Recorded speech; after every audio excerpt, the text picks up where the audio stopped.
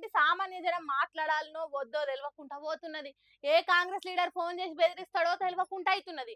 ఎక్కడన్నా అన్యాయం జరిగితే దాన్ని సోషల్ మీడియాలో పెట్టాలంటే ప్రాణాల మీదకి వచ్చేటట్టు చేస్తున్నారు కాంగ్రెస్ పార్టీలు.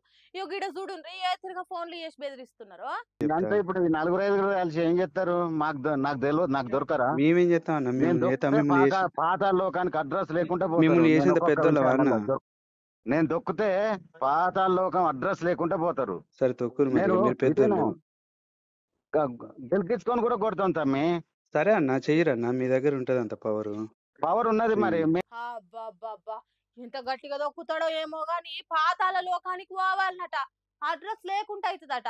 Door number, pin number, post office అనేటివి ఉండేవి కావచ్చు. ఎక్కడున్నో చెప్పు అక్కడికి వచ్చి కొడతా అంటారు లెక్కకైతే. కానీ ఈ లీడరు తన ఇంటికే పిలిపించుకొని కొడతాడట.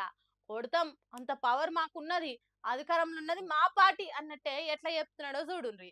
జనగామ జిల్లా కొడకండ్ల మండలంలో సర్వే నంబర్ 100 ఉన్న భూమిని విఆర్ఏలకు ఇచ్చిండ్రట.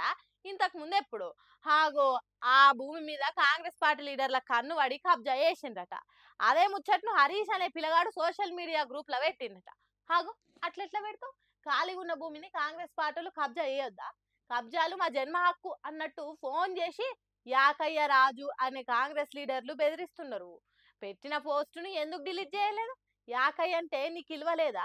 బిడ్డ తొక్కుతా జిజ్జు పెట్టుకుందామంటే ఓకే, పాతాళానికి పోయేటట్టు చేస్తా, నీ అడ్రస్సే గల్లంత అవుతుంది అన్నట్టు బెదిరిస్తున్నారు. ఇగో ఇంత మంచిగా ఉన్నది సీఎం రేవంత్ రెడ్డి ప్రజాపాలన. పల్లె పల్లెలా పబ్లిక్ నోరు తెరిచేటట్టు లేదు. ఏందో ఏమో పోన్రి. ఆరంభింపరు నీచ మానవులు విఘ్నాయాస సంత్రస్తులై యారంభించి పరిత్యజించుదురు విఘ్నాయత్తులై మధ్యముల్ అని పద్యంలో ఉన్నట్టు ఇందిరామీన్లు తెచ్చినాం, పంచినాం, ఇచ్చినాం అని ఇగిలిచ్చిండ్రు కదా. అట్లా ఇచ్చిన ఇందిరామీన్లు నడుమిట్లనే ఇడిచిపెట్టిండ్రు. అంటే సమర్థులు అయితే మొదలు పెట్టిన పని కడదాకా చేస్తారు కానీ ఇది కాంగ్రెస్ సర్కార్ కదా. స్వయాన సీఎం రేవంత్ రెడ్డి చేతుల మీద షురూ చేసిన ఇందిరామీన్లు బేస్మీట్ కట్టు వదిలిపెట్టిండ్రు. భలే ఉన్నది కదా. మేడ చూస్తుంటే కళ్ళు చెమక్ చెమక్ అంటున్నాయి కదా. సోకుల డిజైన్లు, బంగ్లాకు తీరు రంగులు మస్తు మెరిచిపోతున్నదిలే. మరి అట్లున్నది కాంగ్రెస్ సర్కార్ పనితీరు. పైలట్ ప్రాజెక్ట్ కింద భద్రాద్రి కొత్తగూడెం జిల్లా బెండలపాడు అనే ఊర్లో 310 ఇండ్లను షురూ చేసిండు సీఎం రేవంత్ రెడ్డి ఆగమేఘాల మీద. షురూ అయితే చేసిండు కానీ కట్టుడు ఏం దాకొచ్చింది, కలరింగ్ వేసుడు ఏం దాకొచ్చింది అనే సమీక్ష ఒక్కసారి కూడా జరగలేదు. 310 ఇండ్లల్లా ఒక్క 74 ఇండ్లు స్లాబులు పూర్తయినాయి అంతే. కడమిండ్లు కదిలితే పాపం. సీఎం మెప్పు కోసం ఆఫీసర్లు, కాంట్రాక్టర్లు సర్కారు ఇచ్చే 5 లక్షలు సరిపోతలేవు, ఇంకో 2 లక్షలు ఇయ్యండ్రని ఆసాంలను అడిగిండ్రట. తర్వాత ఇగో గింత కట్టుడు కట్టి కంటికి కాన రాకుండా పోయిండ్రట. ఎంత గొప్పటి ఇందిరామీన్లో చూడుండ్రి.